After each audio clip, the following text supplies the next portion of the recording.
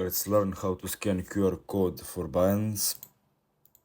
I will show you this tutorial on phone because it's very easier and simpler than on PC. So first thing we need to do is to open our Binance application. Now you will see the starting page for Binance. To open QR scanner, it's very easy because it's in top right corner of your screen. You will see this little box icon.